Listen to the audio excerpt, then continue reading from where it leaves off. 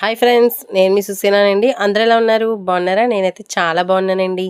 మీ అందరూ కూడా బాగుండాలని ఆ భగవంతుని మనస్ఫూర్తిగా కోరుకుంటున్నాను. ముందుగా అందరికీ వైకుంఠ ఏకాదశి శుభాకాంక్షలండి. మరి నేనైతే ఈరోజు మా తాడేపల్లిగూడెంలో ఉన్న శ్రీ కళ్యాణ వెంకటేశ్వర స్వామి ఆలయానికైతే వెళ్ళానండి. చాలా అంటే చాలా బాగా ఈరోజు ఇక్కడైతే పూజలన్నీ కూడా నిర్వహించారు. అసలు చూడటానికైతే 2 కళ్ళు చాలవు, అంత బాగున్నాయన్నమాట. మరి మీ అందరికీ కూడా అదృష్ట భాగ్యం దక్కాలని ఈ వీడియో అయితే చేస్తున్నానండి. స్వామివారిని చక్కగా అలంకరించారు.